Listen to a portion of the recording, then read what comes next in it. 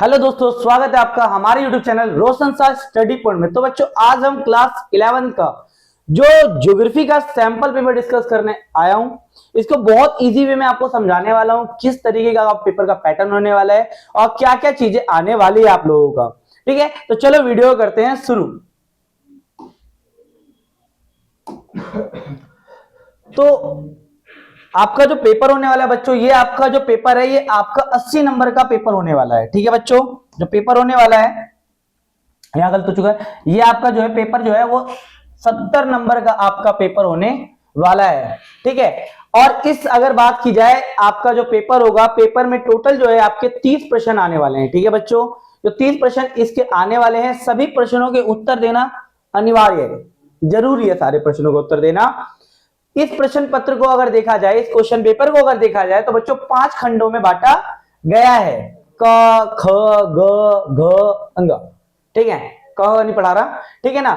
इसके साथ साथ जो खंड क में अगर देखा जाए तो 1 से 17 जो प्रश्न होंगे बच्चों, वो आपके बहुविकल्पीय प्रश्न होंगे, यानी ऑप्शन बेस्ड क्वेश्चंस होने वाले हैं आप लोगों के। ठीक है, और प्रत्येक प्रश्न का आपको 1 अंक मिलने वाला है।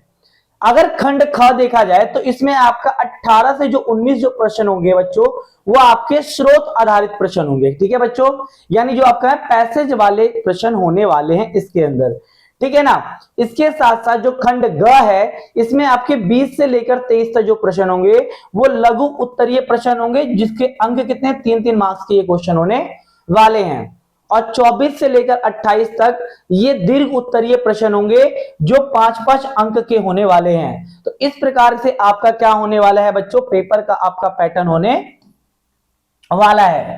ठीक है ना। इसके साथ साथ आप लोगों का पेपर में क्या रहेगा बच्चों, 29वां और जो 30वां जो क्वेश्चन रहने वाला है ना, वो आपका मानचित्र आधारित होने वाला है। यानी मैप आएगा, एक इंडिया का मैप आएगा और एक वर्ल्ड का मैप आएगा, 2 आपके मैप आने वाले हैं।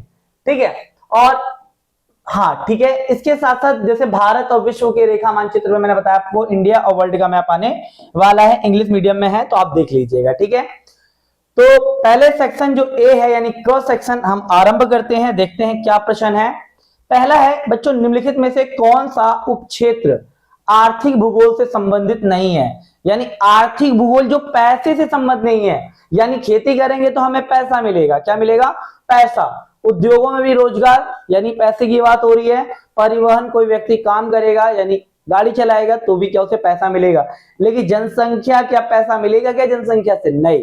तो इसका सही उत्तर क्या होगा बच्चों, यानी घ, यानी घ आपका जनसंख्या बिल्कुल राइट आंसर होने वाला है।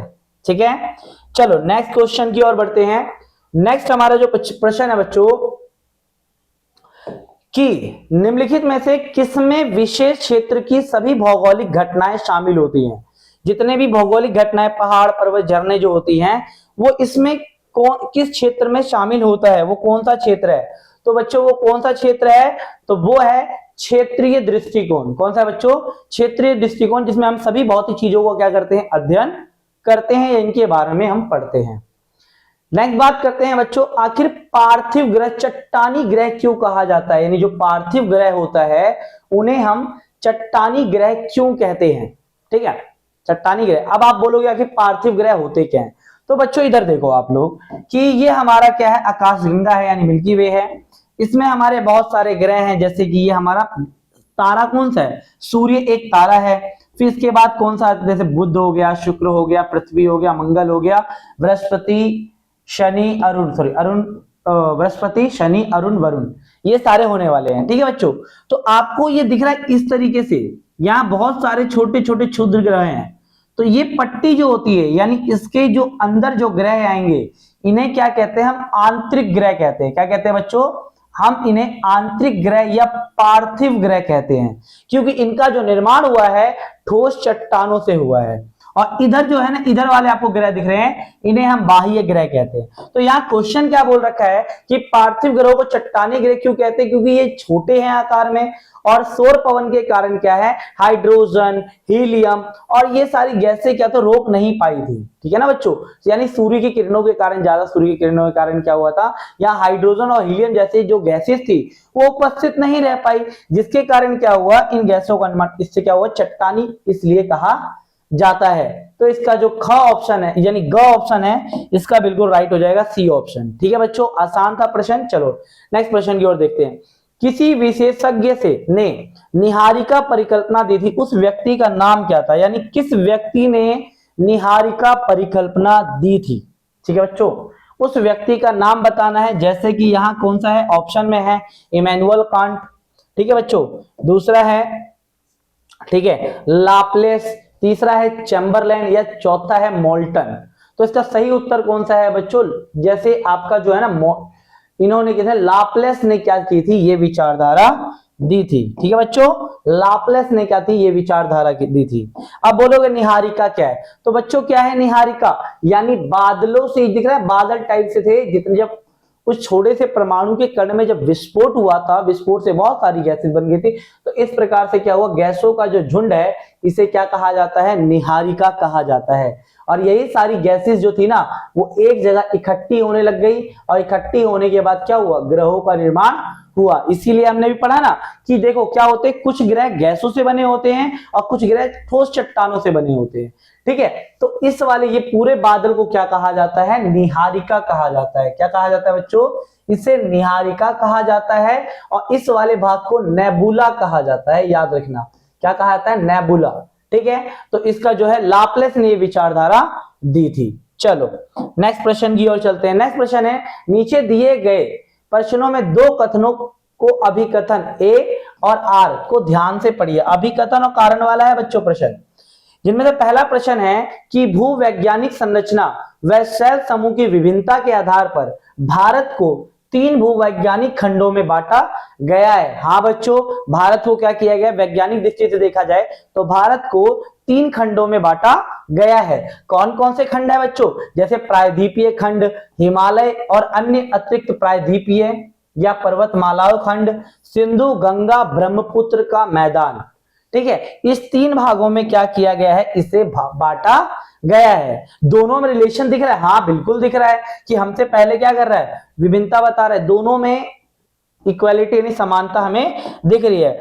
ठीक है ना, तो क्या होगा? इसका जो ए आंसर बिल्कुल ठीक हो जाएगा। यानी अभिकथन ए और कारण आर दोनों ही सत्य हैं और आर ए की क्या कर रहा है बच्चों? सही व्याख्या कर रहा है। तो इसका ये उत्तर होने वाला है। आसान था। चलो नेक्स्ट बात करते हैं, नेक्स्ट प्रश्न की बात करते हैं। नेक्स्ट प्रश्न भी कुछ इसी टाइप का है, जैसे कि देखो, भूकंपीय अभिलेख यंत्र, कुछ ऐसे क्षेत्र भी होते हैं जहां कोई भी भूकंपीय तरंगे अभिलेखित नहीं होती हैं, इसे छाया क्षेत्र कहते हैं। हाँ बिल्कुल बच्चों, क्या होता है जैसे आप लोगों को मैंने बताया था, 2 डायग्राम आपने वीडियो जाके देख सकते हो, उसमें मैंने बता रखा है जैसे कि ये पी तरंगे और ये एस तरंगे है। ठीक है ना, तो आप सभी को पता है पी तरंगे धरातल पर सबसे पहले पहुंचती हैं। तो जैसे कि ये तरंग यहां उत्पन्न हुई तो ये पी तरंग क्या होगी? फैलेगी। ठीक है, धरातल पर क्या होगी? पहुंचेगी। और मैंने आपको यह भी बताया था कि पी तरंगे ठोस, द्रव और गैस तीनों माध्यमों में चल सकती हैं। ठीक है, तो जब यहां पहुंची तो जो भी क्षेत्र रह जाएगा ना बच्चों, जैसे कि ये क्षेत्र, इस क्षेत्र में भूकंप नहीं आया या इस क्षेत्र में भूकंप नहीं आया, तो इस क्षेत्र को भूकंपीय छाया क्षेत्र कहते हैं। अगर एस तरंगों की बात की जाए तो एस तरंग को देख लो बच्चों।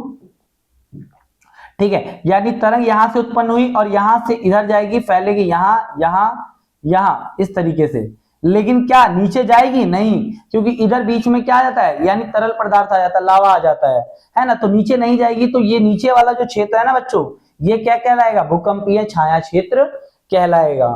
ठीक है, तो ठीक है, प्राथमिक जो से क्या रखा है, भूकंपीय तरंगे जहां नहीं आ पाती उसे क्या कहते हैं? भूकंपीय छाया क्षेत्र कहते हैं।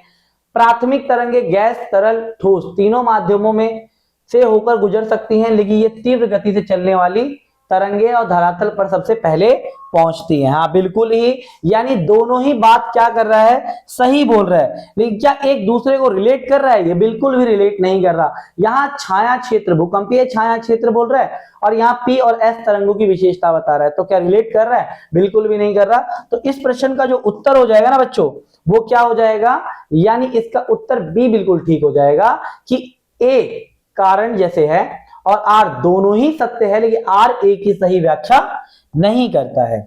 चलो नेक्स्ट प्रश्न की बात करते हैं। निम्न में से सही क्रम में व्यवस्थित करें। ठीक है बच्चों, इसको हमें सही क्रम में लगाना है। जैसे कि जैसे पहली मछली की उत्पत्ति, दूसरा है ब्लू ग्रीन शैवालिक उत्पत्ति, फिर तीसरे रेंगने वाले जीवों की शुरुआत, और चौथा है मनुष्यों की उत्पत्ति।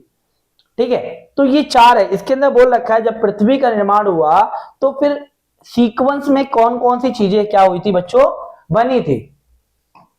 तो अगर देखा जाए बच्चों तो कौन कौन सी चीजें बनी थी।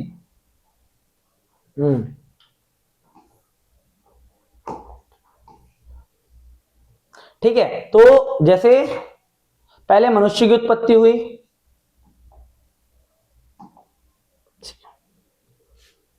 एक मिनट, पहले मनुष्य की उत्पत्ति हुई।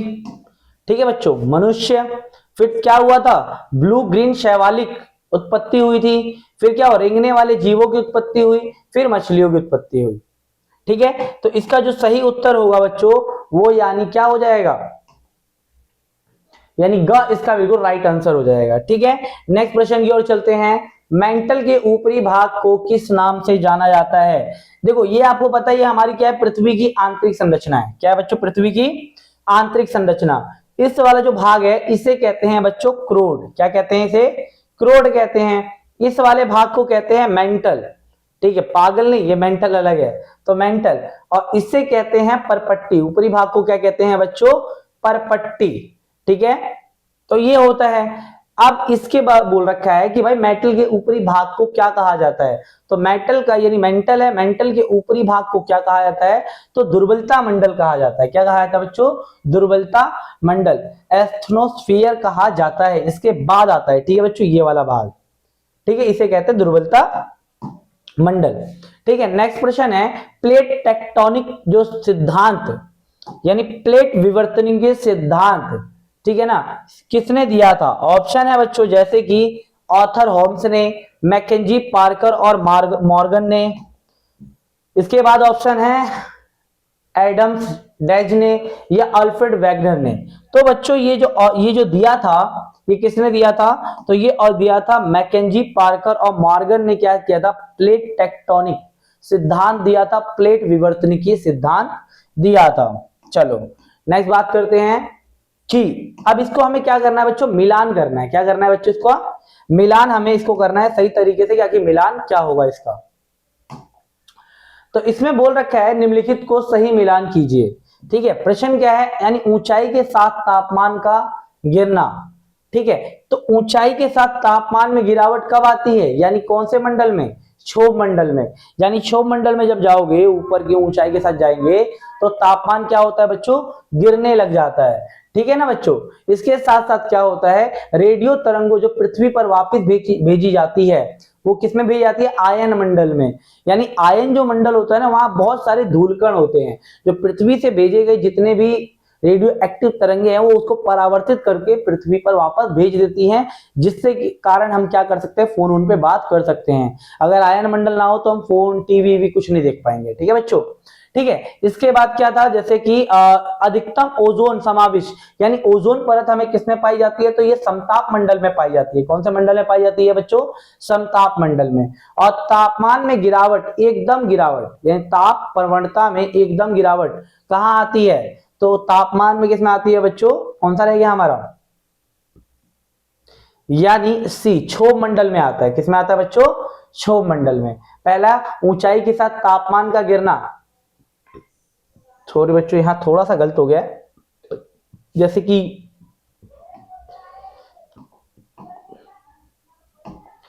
देखो ये अगर हम देखो बच्चों, ये हमारा है सबसे नीचे वाला जो पार्ट है, ये वाला हमारा कहलाता है क्षोभ मंडल। ठीक है, जिसमें क्या होता है, वर्षा यानी बादलों का बनना, ठीक है, मौसम में परिवर्तन आना, ये सारे काम किसमें होते हैं बच्चों, क्षोभ मंडल में होते हैं। ठीक है, और दूसरा आता है समताप मंडल। समताप मंडल में जितने भी जो हवाई जहाज चलते हैं ना, सारे समताप मंडल में चलते हैं। तीसरा आता है मध्य मंडल। ठीक है, जितना भी उल्का उल्का पिंड आते हैं बच्चों, ये सारे इसी के अंतर्गत आते हैं। आयन मंडल, आयन मंडल में क्या होता है बच्चों, जैसे कि जो हमारे द्वारा पृथ्वी से भेजे द्वारा जितने भी रेडियो एक्टिव तरंगे हैं, ये आयन मंडल से क्या होती है, वापस आ जाती है। और चौथा आता है बहिमंडल। इसके बाद क्या होता है, अंतरिक्ष का आरंभ हो जाता है। क्या होता है बच्चों, अंतरिक्ष का आरंभ हो जाता है। क्षोभ मंडल की ऊंचाई कितनी है, 13 किलोमीटर। समताप मंडल की कितनी होती है बच्चों 50 किलोमीटर, ठीक है। मध्य मंडल की 80 किलोमीटर, आयन मंडल की 400 किलोमीटर। इसके बाद क्या होता है, जो वायु होती है विरल होने लग जाती है, ठीक है। हवा जो होती है बच्चों वो विरल होने लग जाती है, सीधा उसमें विलीन हो जाती है, ठीक है।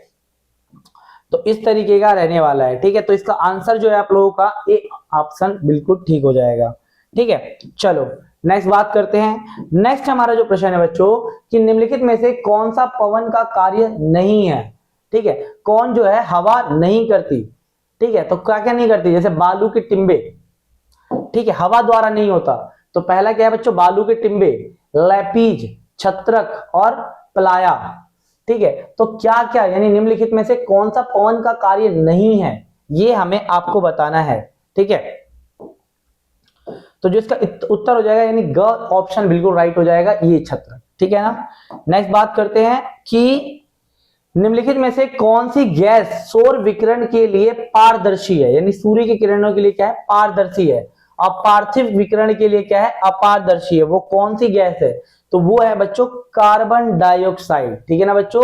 इसका ये ऑप्शन बिल्कुल ठीक हो जाएगा, कार्बन डाइऑक्साइड, ठीक है। चलो तो नेक्स्ट है कि जो समुद्री नमक, पराग और राख किससे संबंधित है, यानी जिसमें समुद्री नमक भी होता है, पराग भी होता है, राख भी होता है, ये सारी चीजें किससे संबंधित है, तो ये बच्चों किससे संबंधित होती है धूल में। यानी धूल में क्या होता है, समुद्री नमक भी होता है, पराग भी होती है, ठीक है। ये सारी चीजें होती है किसमें, धूल कण में।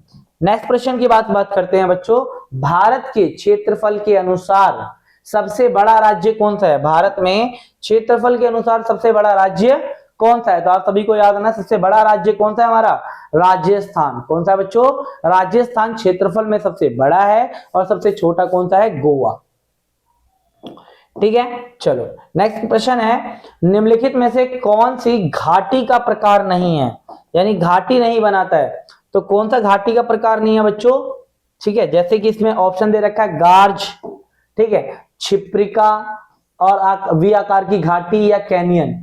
तो बच्चों ये जो छिप्रिका होती है ना, छिप्रिका जो है वो क्या है बच्चों, किसका प्रकार नहीं है, वो आपका घाटी का एक प्रकार नहीं है, ठीक है, याद रखना, ठीक है। चलो नेक्स्ट प्रश्न की बात करते हैं, हिमालय पर्वत के स्थान पर कौन सा प्राचीन सागर था, यानी जहां वर्तमान में हिमालय है उस जगह कौन सा सागर था, तो तैथिस सागर था, ठीक है। जो आप यहाँ हिमालय देख रहे हो, यहाँ पहले एक सागर होता था जिसे क्या कहते थे बच्चों, तैथिस सागर कहा जाता था। तो इसका ए ऑप्शन यानी का ऑप्शन बिल्कुल राइट हो जाएगा। चलो नेक्स्ट प्रश्न की बात करते हैं, निम्न में से कौन सी नवीन पर्वत श्रृंखला का एक उदाहरण है, यानी नई पर्वत श्रृंखला का क्या है बच्चों, एक उदाहरण है। तो कौन सा बताओगे, तो ये आपका रहेगा बच्चों हिमालय। हिमालय एक युवा पर्वत है, एक नवीन पर्वत है, इस चीज को आप याद रखिएगा, ठीक है। तो ये तो हमारे हो गए एमसीक्यूज बेसिस पे। अब आते हैं हमारे सोर्स बेस्ड जो क्वेश्चन होते हैं उसके बारे में हम बात करते हैं, यानी सेक्शन बी में हम लोग आ चुके हैं। इसमें एक पैराग्राफ है जिसमें बोल रखा है ये पर्वत जो है भूटान हिमालय से लेकर पूरब में डिफ दर्रे तक फैला है। इस पर्वत श्रेणी की सामान्य दिशा क्या है, दक्षिण पूरब और उत्तर पूरब है। इस क्षेत्र की मुख्य चोटियां कौन सी, जैसे कांगत, नामचा बरुआ जो आपका सिक्किम में, ठीक है ना।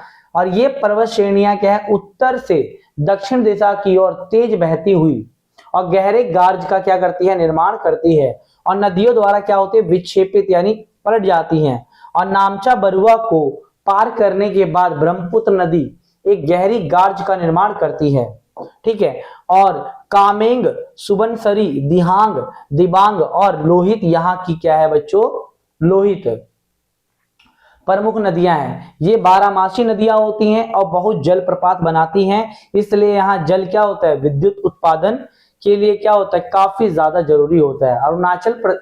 अरुणाचल हिमालय की एक मुख्य विशेषता यह है कि बहुत सी जनजातियां निवास करती हैं यहाँ। हिमालय और अरुणाचल प्रदेश में बहुत सारी जनजातियां निवास करती हैं। इस क्षेत्र की पश्चिम से पूर्व में बसी कुछ जनजातियां इस प्रकार है, जैसे मोनपा, अंबोर, मिसनी, मीसी और नागा। ये यहाँ की प्रमुख क्या है, जनजातियां हैं। इनमें ज्यादातर जनजातियां क्या करती है, झूम खेती करती है। कौन सी खेती करती है बच्चों, झूमिंग खेती करती है।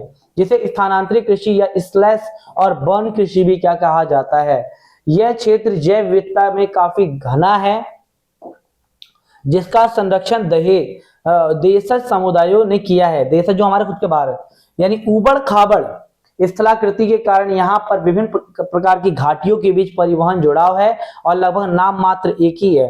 इसलिए अरुणाचल असम सीमा पर स्थित दुआर क्षेत्र, यानी सॉरी दोआब है बच्चों, दोआब क्षेत्र होकर डी यहाँ की कारोबार किया जाता है, मतलब व्यापार किया जाता है। एक बार देख लीजिएगा, ये पैराग्राफ आप एक बार पढ़ लीजिएगा, ठीक है।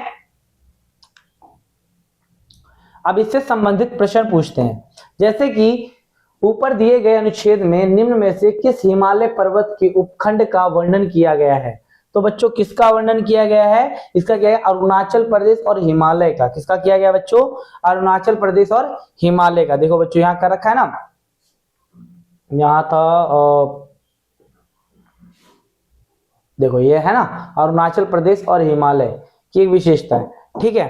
तो इसका वर्णन किया गया है। दूसरा है हिमालय पर्वत का ये उपखंड निम्न में से किससे घना है। तो किससे ज्यादातर मतलब घना है बच्चों, तो वो है जैव विविधता से। किससे है, यहाँ बहुत सारे यानी बायोडाइवर्सिटी यहाँ देखी जाती है, बहुत सारे जीव जंतु यहाँ पाए जाते हैं। मिशनी व निशी जनजाति जीवन यापन करने के लिए यहाँ क्या करते हैं, तो अभी हमने पढ़ा ना कौन सा करते हैं बच्चों, झूमिंग खेती करते हैं या स्थानांतरित कृषि करते हैं। अब इसका मतलब क्या होता है, स्थानांतरित कृषि में क्या होता है, जो किसान होते हैं वो किसी जंगल या वनस्पति को जला देते हैं, उसकी राख से 3 से 5 साल तक खेती करेंगे, फिर उस स्थान को छोड़कर वो चले जाते हैं। इसलिए इसे स्थानांतरित झूमिंग खेती या वन फार्मिंग भी कहा जाता है, ठीक है। चलो नेक्स्ट प्रश्न इसमें कि निम्न में से कौन सा दर्रा हिमालय के इस उपखंड से संबंधित है। जो डीफू दर्रा है ना, ये इससे क्या है बच्चों, संबंधित है, ठीक है। चलो फिर एक और पैराग्राफ है, यहाँ पैराग्राफ बच्चों है कि नीचे दी गई स्रोत के ध्यानपूर्वक पढ़िए, और आपकी जो पैराग्राफ 2 पैराग्राफ आपके आने वाले हैं जो काफी ज्यादा इंपॉर्टेंट है, ठीक है। अब इस पैराग्राफ को देखो, कई चीजें हमें पैराग्राफ के अंदर मिल सकती है, लेकिन ये मत सोचना कि हर चीजें तुम्हें पैराग्राफ के अंदर ही मिल जाए, बना बनाया तो किसी को भी नहीं मिलता। तो हर चीज तो इसमें नहीं मिलेगा, आपको खुद भी थोड़ा मेहनत करना पड़ेगा। जैसे कि यहाँ एक पैराग्राफ है, देखते हैं जैसे क्या है, नदियां प्रदूषित आखिर क्यों होती है, क्या रीजन होता है कि नदियों का प्रदूषण का, ठीक है। क्या अपने शहरों में गंदे पानी और नदियों के गिरते देखा है, यानी गंदा पानी और मतलब देखा है आप लोगों ने। औद्योगिक कूड़ा करकट आपने देखा होगा, कई बार क्या होता है औद्योगिक कूड़ा करकट क्या होता है, नदियों में डाल दिया जाता है, और बहुत से शमशान घाटों पर क्या किया जाता है, नदी किनारे, और कई बार तो क्या होता है मृत शरीरों को ही वो डरा देते हैं, है ना। कई बार जो मरे हुए लोग होते हैं वो नदियों में क्या कर देते हैं, उन्हें फेंक दिया करते हैं, है ना। और कुछ त्योहारों पर फूल और मूर्तियों नदियों में क्या करते हैं, डुबा देते हैं। और बड़े पैमाने पर स्नान और कपड़े धोने से क्या होता है, नदियां क्या होती है बच्चों, प्रदूषित हो जाती है। और नदियों के प्रदूषण मुक्त कैसे किया जा सकता है, क्या आपने गंगा एक्शन प्लान सुना है बच्चों। गंगा एक्शन प्लान दिल्ली में, यमुना नदी सफाई अभियान के विषय में आपने सुना होगा, या नमामि गंगे परियोजना पढ़ा होगा जो केंद्र सरकार द्वारा चालू की गई थी 2014 में, ठीक है। तो ये सारा चीजें हैं, तो ये पैराग्राफ हमें ये बता रहा है। अब इसके बेस पे हम पहले बात करें, भारत की सबसे बड़ा अपवाह तंत्र अर्थात जो गंगा नदी है, इसकी लंबाई कितनी है, आंख बंद करके बोलना, 25 क्या बोलना है, 25 25 किलोमीटर गंगा नदी कुल लंबाई है। ये उत्तराखंड के गंगोत्री से निकलती है, बांग्लादेश में से पद्मा के नाम से, बंगाल में से पद्मा के नाम से जाना जाता है, ठीक है। तो कर लीजिएगा। नेक्स्ट है, नदियों के प्रदूषण से मुक्त किया जा सकता है क्या, कैसे किया जा सकता है। जैसे औद्योगिक कूड़ा करकट को नदियों में ना डालना, हाँ हो सकता है। मृत शरीरों को नदियों में ना बहाना, त्योहारों पर वस्तुओं के विसर्जन को रोकना, तो इसका उपयोग सभी हो जाएगा, ठीक है बच्चों। ये सारे करके क्या कर सकते हैं, हम नदियों को क्या कर सकते हैं, मतलब प्रदूषित होने से बचा सकते हैं। नेक्स्ट बात करते हैं बच्चों अनुभाग, यानी सेक्शन हम सी पर आ चुके हैं, जिसमें आपके शॉर्ट आंसर टाइप से दे रखा है, 3-3 नंबर के आपके प्रश्न होने वाले हैं। तो चलो इनके बारे में भी देख लेते हैं, आखिर ये प्रश्न होते किस प्रकार के हैं। पहला है, पृथ्वी के वायुमंडल के विकास कैसे हुआ था, यानी पृथ्वी का जो वायुमंडल है उसका विकास किस प्रकार हुआ था, ठीक है।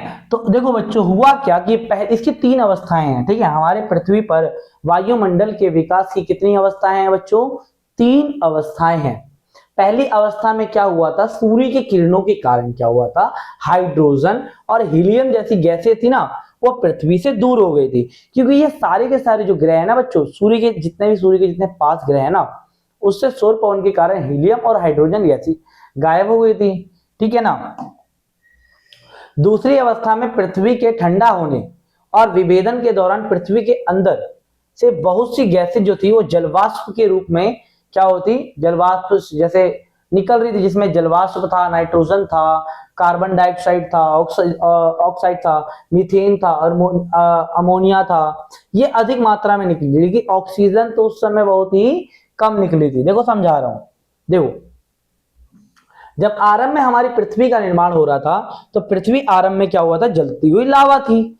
अब लावा थी तो क्या हुआ, अब धीरे धीरे पृथ्वी क्या होने लग गई, ठंडी होने की प्रक्रिया क्या होने लग गई, आरंभ होने लग गई। और इसके साथ साथ जो पृथ्वी के जो भारी पदार्थ थे ना बच्चों, वो पृथ्वी के केंद्र में चले गए, जिसे हम क्या कहते हैं, विभेदन कहा जाता है। ठीक है, हल्के पदार्थ पृथ्वी के ऊपर आने लग गए और यहां से बहुत सारी प्रकार की क्या रही थी, गैसें बाहर की ओर निकल रही थी, जिनमें क्या क्या थी, जिसमें मैंने अभी बताया कार्बन डाइऑक्साइड, मीथेन, अमोनिया, इस प्रकार की गैसें थी, लेकिन ऑक्सीजन का तो नामो निशान नहीं था। तीसरी अवस्था में क्या हुआ, पृथ्वी पर लगातार ज्वालामुखी विस्फोट होता रहा था, जिसके कारण क्या हुआ, वाष्प और बहुत सारी गैसेस क्या हो गई, संघनित होकर क्या हुआ, बादलों का रूप लिया, जिससे क्या हुआ, पृथ्वी पर लगातार बारिश होती रही। ठीक है ना, लगातार मूसलाधार बारिश, लाखों करोड़ों सालों तक पृथ्वी पर बारिश होती रही और इस प्रकार से क्या हुआ, हमारे पृथ्वी पर महासागरों का निर्माण हुआ था।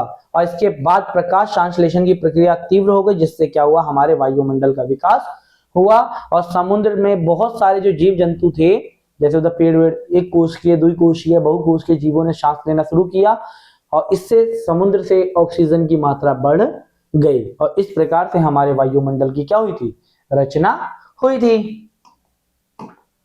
ठीक है, नेक्स्ट बात करते हैं बच्चों, नेक्स्ट प्रश्न है, इसमें अथवा में एक प्रश्न जरूर आएगा, अथवा में भी आएगा आपका।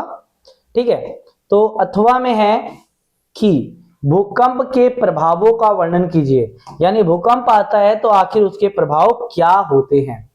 तो जो बच्चों, जब भूकंप आता है तो क्या होता है, भूमि हिलने लग जाती है, धरातलीय विसंगतियां होती हैं, भूस्खलन, भूमि दब जाती है, भूस्खलन हो जाता है, जमीन में धस जाती है।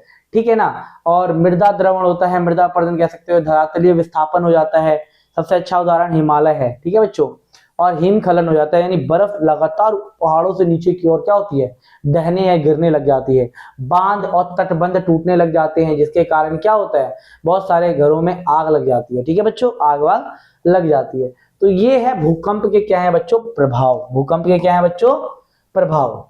समझना है आप लोगों को। तो ये सारी चीजें, भूकंप क्या है, भूकंप का मतलब क्या होता है, पृथ्वी का हिलना, एक कंपन उत्पन्न होना ही क्या कहलाता है, भूकंप कहलाता है। और भूकंप की तीव्रता को सिस्मोग्राफ द्वारा मापा जाता है।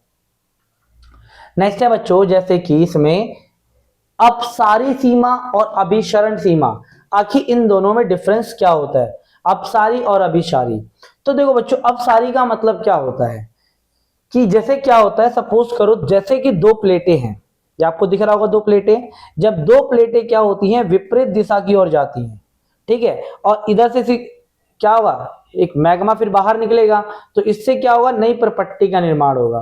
तो जब दो प्लेटें विपरीत दिशा की ओर जाती हैं, ठीक है ना, या अलग हटती हैं, और इससे एक नई परपट्टी का निर्माण होता है, किसका निर्माण होता है, इससे एक नई परपट्टी का निर्माण होता है, तो इसे कहते हैं अपसारी सीमा। अपसारी सीमा। ठीक है बच्चों, ठीक है, अपसारी इसे सीमा कहा जाता है। ठीक है, इसके साथ साथ क्या होता है, इसमें प्रसारी स्थान भी कहा जाता है। जो ये वाला क्षेत्र है ना बच्चों, मैंने अभी आपको बताया, ये वाला जो क्षेत्र, इसे प्रसारी स्थान भी कहा जाता है। ठीक है, और इसका सबसे अच्छा उदाहरण क्या है, मध्य अटलांटिक कटक, इसी तरीके से बना हुआ है। दूसरा आता है बच्चों कि अभिसरण सीमा किसे कहते हैं। इसमें देखो बच्चों, जब दो प्लेटें क्या होती हैं, एक दूसरे के करीब आती हैं, पास आती हैं, तो जब इसमें दो प्लेटें क्या होती है, एक दूसरे के करीब यहां आ रही है, लेकिन एक प्लेट नीचे धंस जाती है और दूसरी प्लेट क्या होती है, उसके ऊपर चढ़ जाती है। ठीक है ना, तो इसमें क्या होता है, इसमें दो प्लेटें एक दूसरे के समीप आती है और एक प्लेट दूसरी प्लेट के नीचे धंसती है और वहां भूपरपट्टी क्या होती है, देखो ये जो जगह है ये क्या होता है, नष्ट हो जाता है। ठीक है ना। और जहां एक प्लेट दूसरी प्लेट के नीचे धंसती है तो इस वाले जो एरिया जो आपको दिख रहा है ना, इस वाले एरिया को, इसे क्या कहते हैं? इसे कहते हैं प्रविष्टन स्थान। क्या कहते हैं बच्चों? प्रविष्टन स्थान। इसका सबसे अच्छा उदाहरण प्रशांत महासागरीय कटक और अमेरिकी प्लेट, इसका सबसे अच्छा क्या है बच्चों? उदाहरण माना जाता है। ठीक है बच्चों, चलो अब नेक्स्ट बात करते हैं, पलाया झीलों से संबंधित मुख्य बिंदुओं का वर्णन कीजिए। अब बच्चों पलाया झीलें क्या होती हैं? ठीक है ना, पलाया झीलें आपको बच्चों इस टाइप से होती है, दिख रहा है आप लोगों को, ये एक झीलें है। ठीक है, यहाँ क्या होता है, ये देखो सारा सारा क्या है बच्चों? पानी है। ये सारा का सारा क्या है? पानी है। और यहाँ बीच में दिख रहा है, ये नमक टाइप सा बन जाता है, दिख रहा है आपको? ये प्याज की टाइप से नहीं दिख रहा? तो इसे प्याज या आपको क्या कहा जाता है इसे? देखो प्याला झीलें, जैसे प्याला झीलों के मुख्य अगर बात की जाए तो पहले देखो, मरुभूमि में मैदान में पहाड़ियों से घिरे हुए बैसिनों में क्या होता है? इसका निर्माण होता है, यानी जो पहाड़ी क्षेत्रों में क्या होता है, दिख रहा है आपको इधर पहाड़, तो इनका निर्माण ज्यादातर पहाड़ी क्षेत्रों में होता है। जल की उपलब्धता पर ये क्षेत्र उथली झीलों में परिवर्तित, यानी जल के ज्यादा होने के कारण क्या होता है? ये झीलों में बदल जाता है, जिन्हें यानी पयाला झीलें कहते हैं या पलाया कहते हैं। अक्सर पलाया झीलों में क्या होता है? लवणता ज्यादा होती है। लवणता मतलब क्या होता है बच्चों? खारापन क्या होता है इसमें? बहुत ज्यादा होता है। और यही लवणता एक जगह इकट्ठा होने लग जाता है और ऐसे मैदान कल्लर भूमि या क्षारीय क्षेत्र भी कहलाते हैं। ठीक है, ये जो लवणता है ना, एक जगह दिख रहा है आप लोगों को, ये एक जगह ये लवणता क्या होती है? इकट्ठे होने लग जाती है। तो इस तरीके से क्या होता है? पलाया झीलों का निर्माण होता है। ठीक है, नमक के लिए काफी ज्यादा अच्छा होता है ये। नेक्स्ट बात करते हैं बच्चों हिमोड़ के बारे में। हिमोड़ किसे कहते हैं और इसके विभिन्न प्रकार। आखिर हिमोड़ का मतलब क्या होता है? तो मैंने आप लोगों को जब ये चैप्टर समझाया था मैंने आप लोगों को, तो उसमें मैंने आपको बताया था। चलो देख लेते हैं। ये हिमनद, हिमनद यानी बर्फ, हिमनद के टीले या मृत्तिका की लंबी कटके होती है। इसके निम्न प्रकार होते हैं, आपको दिख रहा है, देखो ये कोई पहाड़ है। ठीक है बच्चों, और पहाड़ से आपको दिख रहा होगा कि ये जो बर्फ से, यहाँ जो बर्फ नहीं होती ऊपर से नीचे आती है, तो इस प्रकार से क्या बनता है? हिमोड़ों का निर्माण होता है। ठीक है ना, और ये अत्यस्त हिमोड़ हिमनद के अंतिम भाग होता है। इसको कितने भागों में बांटा गया है? जैसे अत्यस्त, पार्श्विक, मध्यस्थ और तलस्थ, ये 4 भागों में से बांटा गया है। अंतस्थ का मतलब क्या होता है? ये हिमोड़ हिमनद के सबसे अंतिम वाला भाग होता है। क्या होता है बच्चों? सबसे अंतिम वाला भाग होता है। और दूसरा ये पार्श्विक हिमोड़ क्या होता है? यानी हिमनद, यहाँ क्या बच्चों? हिमनद घाटी की दीवारों के समानांतर होता है। और मध्यस्थ हिमोड़ क्या होता है? घाटी का क्या होता है, यानी इसका क्या होता है? मध्य भाग होता है। दिख रहा है आप लोगों को? ठीक है, और तल छठ जो हिमनद यानी घाटी के तल वाला भाग होता है, दिख रहा है तल वाला भाग, इसे कहते हैं। ये निक्षेपण से बनता है, यानी बर्फ का जो नीचे जब आ जाती है तो इस प्रकार की आकृति बनती है, इसे हिमोड़ कहते हैं। ठीक है बच्चों, तो आसान था ये वाला। चलो नेक्स्ट प्रश्न की बात करते हैं बच्चों। अथवा में ही आएगा कि वायुमंडल में अनेक गैसों से मिलकर बना है। वायुमंडल हमारा क्या है बच्चों? बहुत सारी गैसों से मिलकर बना है। कौन कौन सी गैसें हैं उनके हमारे क्या करने हैं बच्चों? नाम बताने हैं। तो देखो बच्चों, हमारा जो वायुमंडल है वो अलग अलग प्रकार के क्या हुआ है? गैसों से बना हुआ है। ठीक है, वायुमंडल की ऊपरी परतों में गैसों का अनुपात क्या होता है? बदलता रहता है। वायुमंडल में मनुष्य एवं जंतुओं के जीवन के लिए क्या है? आवश्यक है। वायुमंडल में क्या होता है? जैसे मनुष्य, वायुमंडल जो है ना, मनुष्य और जंतुओं के जीवन के लिए आवश्यक गैसें जैसे कौन सी है बच्चों? ऑक्सीजन है। पेड़ पौधों के लिए कौन सा है? कार्बन डाइऑक्साइड है। ये इंपॉर्टेंट गैसें हैं कि नहीं है? अब हम लोग क्या करते हैं, यानी पेड़ पौधे क्या करते हैं? कार्बन डाइऑक्साइड छोड़ते हैं। और मनुष्य क्या करता है? सॉरी, पेड़ पौधे जो है ना ऑक्सीजन छोड़ते हैं। ठीक है, और मनुष्य क्या छोड़ता है बच्चों? जो मनुष्य होता है वो कार्बन डाइऑक्साइड। तो ये जो मनुष्य कार्बन डाइऑक्साइड, तो पेड़ पौधे क्या करते हैं? कार्बन डाइऑक्साइड लेते हैं, ऑक्सीजन छोड़ते हैं। तो इस तरीके से गैसों की प्रधानता बढ़ जाती है।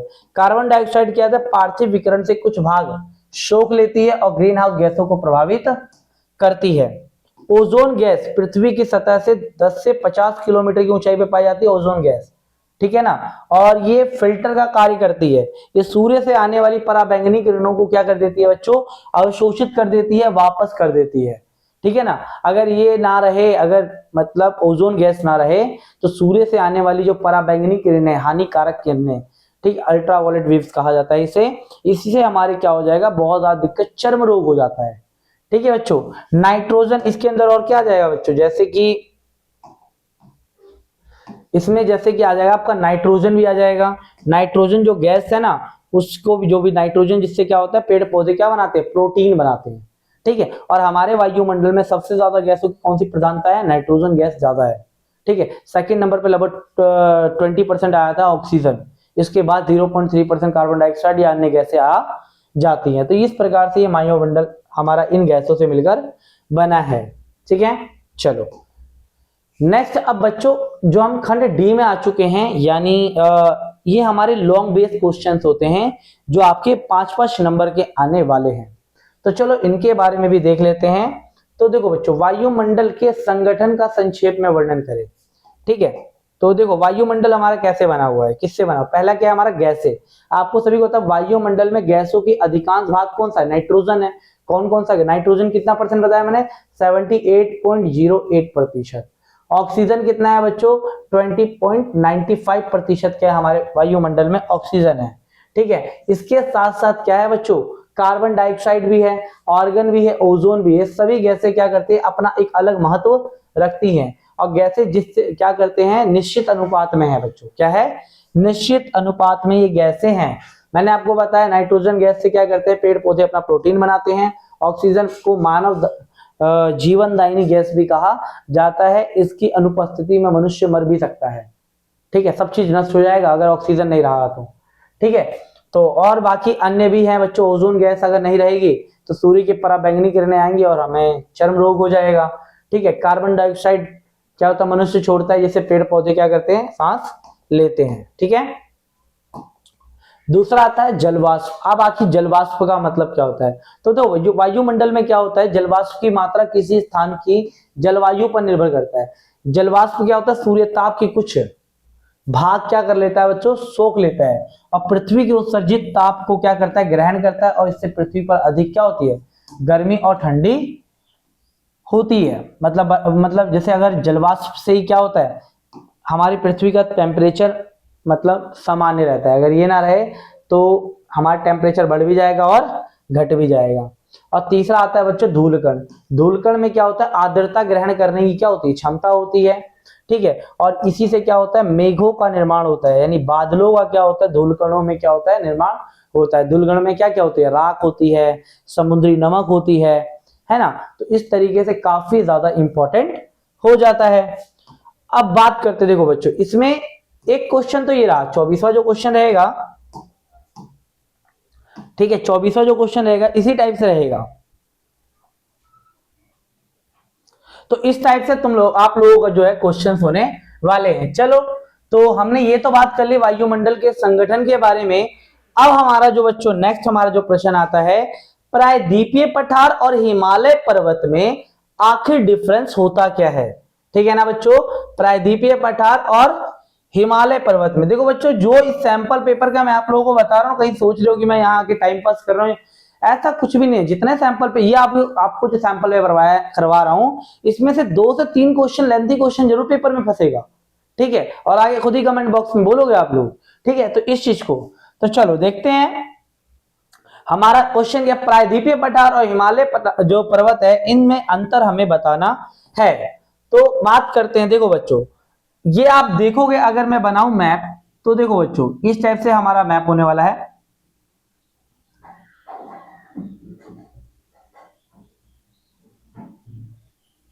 ठीक है, तो इसमें क्या है बच्चों, पहला इसके अंदर जैसे क्या लिखा है, यानी प्रायद्वीपीय।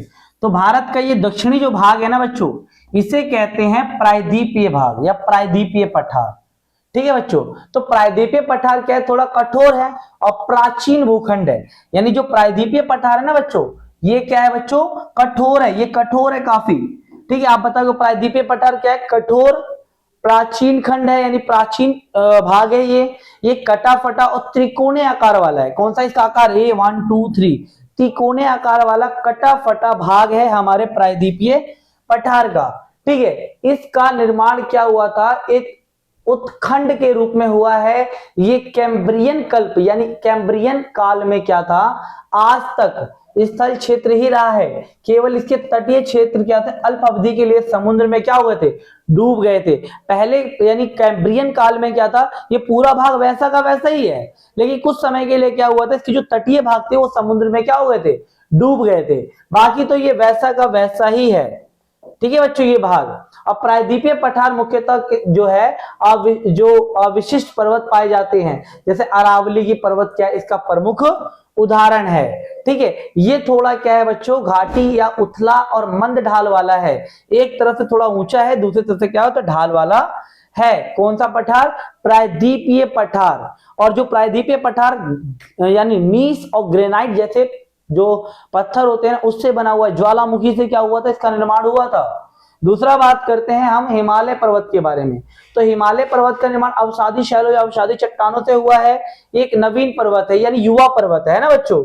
इसके साथ साथ हिमालय में क्या है, मोड़दार पर्वत है और विभिन्न भूगर्भिक हलचल यहाँ होती रहती है, जो हलचलों से क्या है, भरा हुआ है। हिमालय पर्वत की जो उत्पत्ति है टैथिस अवसादों से पर्वत का निर्माण हुआ है। जैसे मैंने बताया ना, ये टैथिस सागर था यहाँ पहले, लेकिन टैथिस सागर के ऊपर क्या आ गया, हिमालय आ गया। हिमालय तथा उससे संबंधित जो पर्वत श्रेणियां हैं वो कमजोर हैं और लचीली है, जबकि प्रायद्वीपीय पठार थोड़ा क्या है, मजबूत है, स्ट्रॉन्ग है। ठीक है, यहाँ वलन यानी झुकाव आता या विरूपण होता रहता है। और हिमालय क्या है, विवर्तनिकी पर्वत है। इसके कारण यहाँ नदियां क्या है बच्चों, युवा अवस्था में हैं और तीव्र गति से बहती है। यहाँ जो यानी हिमालय नदियां जो होती हैं वो अपनी अवस्था की युवा अवस्था में और तीव्र गति से बहती हैं, बहुत तीव्र गति से चलती है नदियां, है ना, और काफी लंबी भी होती है हिमालय नदियां। ठीक है, चलो अब बात करते हैं हिमालय नदी में। हम बात करते हैं पहले गंगा नदी की, यानी गंगा नदी की जो है उसके अपवाह तंत्र की 5 विशेषताओं के बारे में हम मूल्यांकन करने वाले हैं। तो देखो बच्चों, गंगा नदी की विशेषता क्या क्या बताने वाली, देखो शॉर्ट में बताऊंगा, इतना लंबा हमें करना जरूरत ही नहीं है। जैसे याद ना, गंगा नदी उत्तराखंड के गंगोत्री से निकलती है, ठीक है ना, अलग यानी गंगोत्री से उत्तरकाशी के गोमुख गंगोत्री से निकलती है, ठीक है ना। इसके साथ साथ भागीरथी और अलकनंदा के दोनों से मिलने से ये क्या कहलाती है, गंगा कहलाती है। दक्षिण और ठीक है ना, गंगा कहलाती है। इसके साथ गंगा नदी की कुल लंबाई कितनी है, 2525 किलोमीटर। ये भारत का क्या है, सबसे बड़ा अपवाह तंत्र है। भारत का गंगा नदी क्या है, सबसे बड़ा अपवाह तंत्र है। ये नदी क्या है, 12मासी है। 12मासी का मतलब साल के 12 महीने इस नदी में क्या रहता है, पानी रहता है गंगा नदी के। ठीक है, इसे बंगाल में पद्मा के नाम से भी जाना जाता है। किस नाम जाता है, पद्मा के नाम से। और गंगा नदी की जो प्रमुख सहायक नदी कौन सी, यमुना। कौन सी है, यमुना इसकी सबसे पश्चिम और सबसे बड़ी सहायक नदी है। और भी इसके बहुत सारी नदी जैसे रामगंगा, गोमती, घाघरा, गंडक, ये सारी, ये कोशी या महानदी, इस तरीके से ये इसकी क्या है बच्चों, प्रमुख सहायक नदियां हैं। बहुत आसान है। यानी गंगा जो है उत्तराखंड के उत्तरकाशी जिले से निकलती है। अलकनंदा और क्या नाम था, भागीरथी के नाम, ये भागीरथी के मिलने से गंगा कहलाती है। बंगाल में इसे पद्मा के नाम से जाना जाता है। इसकी कुल लंबाई 2525 है। ये नदी 12मासी है, यानी साल के 12 महीने इसमें क्या होता है, जल होता है। ठीक है बच्चों, और इसकी प्रमुख जो सहायक कौन सी है, यमुना है। इस तरीके से आप इसको बता दोगे, ज्यादा इतना लिखने की कोई जरूरत ही नहीं। इतना बवाल लिख रखा है ना, नहीं लिखना। ठीक है, मैंने आपको समझाने के लिए बना रखा नहीं। अब बात करते हैं आखिर वायुमंडल की संरचना किस प्रकार की है। अभी मैंने आपको बताई थी ना वायुमंडल की संरचना। तो देखो, सबसे पहले आता है हमारा क्षोभ मंडल।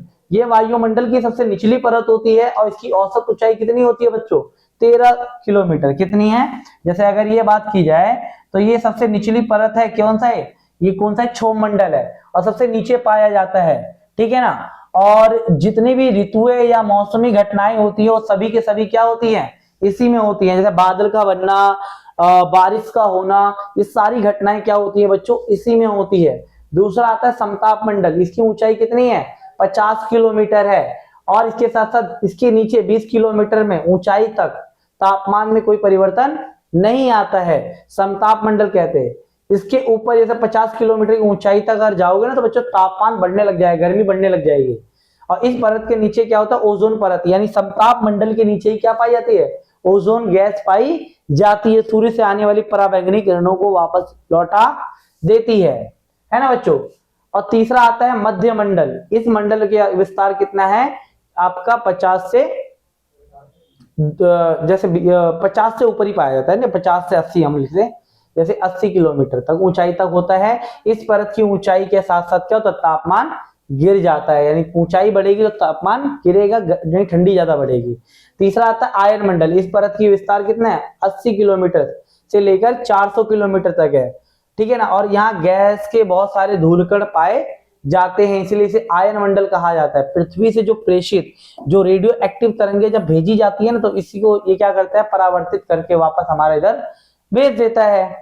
तीसरा और आता है बाह्य मंडल। आयन मंडल के ऊपर कौन सा आता है, वायुमंडल से बाहरी मंडल होता है, इसे बाह्य मंडल कहते हैं। इस परत में वायु क्या होती है, विरल हो जाती है, वायु गायब हो जाती है, सांस भी नहीं ले पाओगे, ठीक है। ग्रेविटी भी धीरे धीरे खत्म होने लग जाती है, ठीक है, उड़ने लग जाओगे, ठीक है। चलो नेक्स्ट क्वेश्चन की बात करते हैं। हिंद महासागर वास्तव में हिंद अर्थात हिंदुस्तान का महासागर है, इस कथन की हमें क्या करनी है, पुष्टि करनी है। क्या मतलब सच में? तो देखो बच्चों, भारत को हिंद अर्थात हिंदुस्तान के नाम से जाना जाता है, ठीक है बच्चों। और यही एकमात्र महासागर है जिसका नाम क्या हुआ है, किसी देश के नाम पर, यानी हमारे देश हिंदुस्तान के नाम पर इस महासागर का नाम पड़ा है, ठीक है। पश्चिम एशिया और पूर्वी एशिया के बीच हिंद महासागर की तट भारत की काफी ज्यादा महत्वपूर्ण स्थिति मानी जाती है। यानी अगर देखा जाए तो ये भारत की तट रेखा है, इसके द्वारा भारत क्या कर सकता है, पश्चिमी देशों से भी व्यापार कर सकता है और पूर्वी देशों से भी व्यापार कर सकता है। इस महासागर के उत्तरी पर स्थित भारत की तट रेखा है, जो किसी भी अन्य देशों की तट रेखा से क्या है, काफी ज्यादा लंबी है। हमारी तट रेखा क्या है, अन्य देशों की तट रेखा से काफी ज्यादा क्या है, लंबी है, ठीक है बच्चों। तो ये है हमारे हिंद महासागर के बारे में, ठीक है। चलो नेक्स्ट की बात करते हैं कि ज्वालामुखी किसे कहते हैं, ज्वालामुखी के प्रकार बताएं। तो देखो बच्चों, ज्वालामुखी क्या है, ज्वालामुखी पृथ्वी पर होने वाली एक आकस्मिक घटना है। इससे क्या होता है, हमारे भूपटल पर अचानक क्या होता है, विस्फोट हो जाता है, ठीक है ना। और ज्वालामुखी से विभिन्न प्रकार का क्या क्या निकलता है बच्चों, धुआं निकलता है, राख निकलती है, गैस, लावा, कंकड़, पत्थर, ये सारी चीजें क्या होती हैं, बाहर निकलती हैं, ठीक है। और जहां से ये निकलती हैं उसे क्रेटर कहा जाता है, या विवर या निकाश नलिका कहा जाता है, जहां से ये निकलती हैं। जैसे अगर ये है ज्वालामुखी है तो इसे क्रेटर कहा जाता है, इस वाले भाग को, ठीक है। अब इसके प्रकार कितने होते हैं, तो जिससे पहला होता है सक्रिय ज्वालामुखी। इस प्रकार के ज्वालामुखी में क्या होता है, विस्फोट और उद्भेदन दोनों होता रहता है। इनका मुख जो होता है हमेशा क्या होता है, खुला रहता है। और इटली का जो एटना ज्वालामुखी एक सक्रिय ज्वालामुखी है, इटली का एटना ज्वालामुखी एक सक्रिय ज्वालामुखी है। और भारत में अंडमान निकोबार में द्वीप है, अंडमान निकोबार में एक सक्रिय ज्वालामुखी जिसका नाम है बैरन द्वीप, ठीक है बच्चों। प्रसुप्त ज्वालामुखी, ये इस प्रकार के ज्वालामुखी होते हैं जिसमें क्या होता है, काफी लंबे समय तक उद्भेदन तो होता ही नहीं है ना। और क्या होता है, संभावना लेकिन बनी रहती है, प्रसुप्त ज्वालामुखी में फटने का चांस होता है, ठीक है। और जिस दिन जब ये फटता है ना बच्चों, तो काफी ज्यादा जन और धन की हानि होती है, लोग इसमें काफी ज्यादा मारे जाते हैं, अचानक विस्फोट होता है इसके अंदर, है ना। तो ये जैसे कि इटली का विसुवियस ज्वालामुखी इसका सबसे अच्छा उदाहरण है। तीसरा आता है बच्चों जो हमारा है, ये विलुप्त ज्वालामुखी। इस प्रकार के ज्वालामुखी में विस्फोट बंद हो जाता है, संभावना ही नहीं होती कि फटेगा ये, ठीक है ना। और भविष्य में इसके विस्फोट होने की कोई संभावना नहीं रहती। जैसे म्यांमार का पोपा ज्वालामुखी इसी का एक उदाहरण है, ठीक है ना बच्चों। म्यांमार का पोपा ज्वालामुखी इसी का एक सबसे अच्छा उदाहरण माना जाता है। चलो इसके बाद अथवा में हमारा जो है प्रश्नों में एक अंतिम प्रश्न है हमारा, प्रायद्वीपीय पठार की 5 विशेषताएं बतानी है बच्चों। देखो आएगा तो जरूर, चाहे हिमालय चाहे लो, प्रायद्वीपीय पठार अभी मैंने आपको बताया, ठीक है। तो क्या देखो आपको सिंपल वर्ड में बताना है कि जैसे प्रायद्वीपीय पठार जो है वो त्रिकोणीय आकार वाला कटा फटा भाग है, ठीक है, कटा फटा भाग है और पहाड़ियों से घिरा। जैसे कौन कौन सी, जैसे राजमहल की पहाड़ियां, कटक हो गया, शिवाल जो शिलोंग हो गया, एग्लोंग हो गया, पठार हो गया, ठीक है ना, इलायची की पहाड़ियां हो गई, है ना। और ये सारी क्या करती हैं, ये पहाड़ियों से क्या होता है, घिरा होता है। और ये किससे, प्राचीन नीस और ग्रेनाइट, प्राचीन नीस और ग्रेनाइट से क्या होता है, ये बना होता है। और ये सबसे भूपर पट्टी का सबसे प्राचीनतम भूखंड है, जिसकी ऊंचाई कितनी 600 से 900 मीटर तक है, ठीक है, 600 से 900 मीटर तक है। और कैम्ब्रियन काल में क्या था, ये भूखंड काफी ज्यादा कठोर था और खड़ा था। इसी पठार में क्या होता है बच्चों, अरावली की पहाड़ियां भी शामिल होती है, विंध्याचल की पहाड़ियां, सतपुड़ा की पहाड़ियां, ठीक है ना, ये सारी पहाड़ियां इसी के अंदर आती हैं। और इसके साथ साथ ये इंडो ऑस्ट्रेलियन यानी इंडो ऑस्ट्रेलियन जो प्लेट थी ना बच्चों, एक मतलब बहुत सारी प्लेटें, इंडो ऑस्ट्रेलियन प्लेट का अग्रभाग होने के कारण क्या है बच्चों, इसमें ऊर्ध्वाधर और हलचल से होता रहता है, हलचल इसके अंदर तो होती रहती है यहाँ। और प्रायद्वीपीय पठार की प्रमुख नदी होगी नर्मदा, तापी, कृष्णा, ये सारी क्या है इसकी प्रमुख नदियां हैं। ठीक है, चलो अब बात करते हैं आपका मैप किस तरीके से आने वाला है। देखो बच्चों, अभी मैं ना आपको आज या कल में आपको मैप वाले वीडियो आपको मिल जाएगी, इसमें मैंने सारे के सारे मैप समझा रखा है किस तरीके से मैप आएगा, क्या आने वाला है। वर्ल्ड और इंडिया दोनों का ही मैप आने वाला है। देखो इसमें प्रश्न क्या पूछता है, जैसे कि मैंने तो लगा नहीं रखा बच्चों, ये थोड़ा वैसे ही है। ठीक है, जैसे इसमें पूछेगा एक महासागर, ऐसे पूछेगा एक महासागर का नाम बताए, तो आप इसमें से कोई सा भी, जैसे मैंने यहाँ लिख दिया कौन सा महासागर है, तो ये प्रशांत महासागर है। कौन सा है? प्रशांत। तो जैसे इसके अंदर क्या रहेगा आपको ना, मतलब यहां जैसे दे रखा होगा यहां, और यहाँ ए लिखा होगा, और यहाँ बोलेगा एक महासागर का नाम बताए, तो कॉमन सी बात है यहाँ कौन सा महासागर है, तो यहाँ प्रशांत महासागर है। कौन सा महासागर है बच्चों? प्रशांत महासागर। ठीक है ना, इस तरीके से प्रश्न आने वाला है आप लोगों का। ठीक है, बोलेगा एक महाद्वीप का नाम बताइए, यहाँ एरो दे देगा, जैसे कि यहाँ एरो दे देगा। ठीक है ना बच्चों, और बोलेगा कि एक महाद्वीप का नाम बताइए, तो क्या बताओगे? एशिया महाद्वीप। यहाँ बोलेगा एक प्लेट, जैसे कि आपका दे देगा यह वाला। अब बोलेगा एक प्लेट का नाम बताइए, तो दक्षिणी अमेरिकन प्लेट। ठीक है ना बच्चों, एक प्लेट, तो इस तरीके से। एक सक्रिय ज्वालामुखी क्षेत्र बताइए, तो क्या बताओगे? तो एक सक्रिय ज्वालामुखी का क्षेत्र क्या कहलाएगा? तो ये आपका कहलाएगा जो रिंग ऑफ फायर कहलाएगा। क्या कहलाएगा? प्रशांत महासागर के निकट इस तरफ में है बच्चों। ठीक है ना, तो इसे रिंग ऑफ फायर कहा जाएगा, एक महाद्वीप। इस तरीके से आपका क्या होने वाला है? प्रश्न होने वाला है। इंडिया वाला भी देख लो, इंडिया वाले मैप में भी आपसे पूछेगा एक भारत से गुजरने वाली एक प्रमुख अक्षांशीय रेखा बताइए। खासी की पहाड़ियां इस तरफ है, खासी की पहाड़ी। सतपुड़ा की पहाड़ी का जो श्रेणी बताइए, तो इस तरीके से सतपुड़ा पहाड़ी है। ठीक है, मन्नार की खाड़ी इस तरफ में आपका क्या है बच्चों? मन्नार की खाड़ी। मालाबार तट, ये रहा आपका मालाबार तट। लूनी नदी कहाँ है? राजस्थान में एकमात्र नदी कौन सी है? लूनी नदी। मालवा का पठार, तो इस तरीके से मालवा का पठार, इस तरीके से क्या आएगा आप लोगों का मैप में प्रश्न आने वाले हैं, इस तरीके से ही रहेगा। ठीक है, तो ये था बच्चों पूरा का पूरा सैंपल पेपर। मैप मैंने आपको डीप ज्यादा नहीं बताया कि मैप की अभी आपको वीडियो मिल जाएगा, आज या कल में अपलोड कर दी जाएगी। तो बच्चों अगर आप लोगों को वीडियो अच्छी लगी हो, इंफॉर्मेटिव लगी हो, तो वीडियो को लाइक, शेयर एंड सब्सक्राइब जरूर करें। मिलते हैं एक नई वीडियो के साथ। धन्यवाद।